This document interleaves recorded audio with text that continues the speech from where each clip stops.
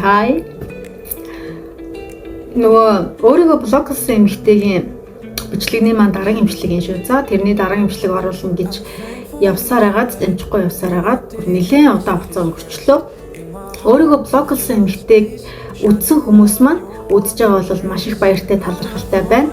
Үзээгүй хүмүүс маань бол тэрийг үзэж ижил юм бичлэг ойлгох болно шүү. За гэдэг хэлмээр байна.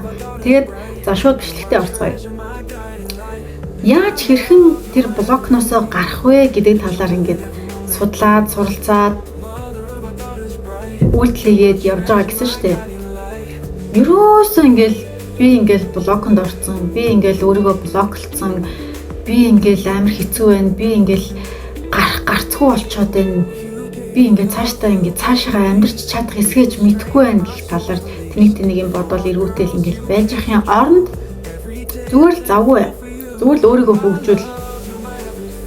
Айл зугаал хамгийн миний номер 1 хэлэх зөвлөгөө бол ерөөсөө айл ганцаараач байсан, гэр бүлтэйгэж байсан, найз нөхдөдтэйгэж байсан хамаагүй хаашаач хамаагүй айл бүр хамгийн бага зардалтай хамгийн бага төсөв өөр явж болох юу бол манжуур штэ.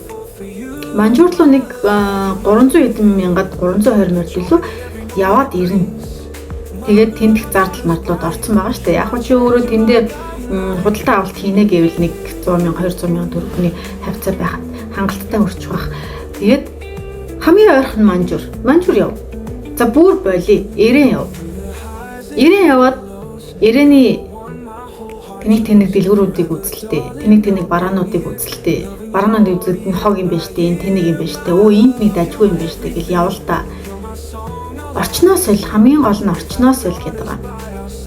Өөрийнхөө мэдэхгүй зүйлсийг хар гэдэг байгаа. Хоёрдугаарт нь бол завгүй бай. Завгуулах юм бол чи блокноос гарна. Би ингээд яг өөрийнхөө туршлага дээрээс үндэслээд хэлээд байгаа шүү дээ. Би чинь амар блоклогдчихсан. Яг нэг цаг хугацаанд блоклогдоод өөрийгөө блоклоод цоожлоод түгжигдээд тэндээ гацаа суучсан. Тэндээсээ наашаач хөдөлж чадахгүй, цаашаач хөдөлж чадахгүй ингээд амар хэцүү байгаадсан. Тэрийг мэдсэн. Тэгээд нэгдүгээр зөвлөгөө маань аялах биш юм биш үү? Хамгийн нэгдүгээр зөвлөгөө маань чи блоклогдсон байна уу үгүй юу гэдгээ олж мэдэх ёстой.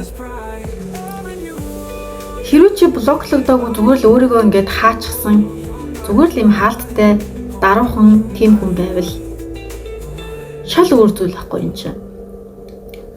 Яг чи өөрийгөө блоклсон уу? Зүгээр л чи даруухан хүн үү? Зүгээр л чи 50 хүн үү? Гэдэг юм чинь бүр хоёр юм чинь тэс өөр юм.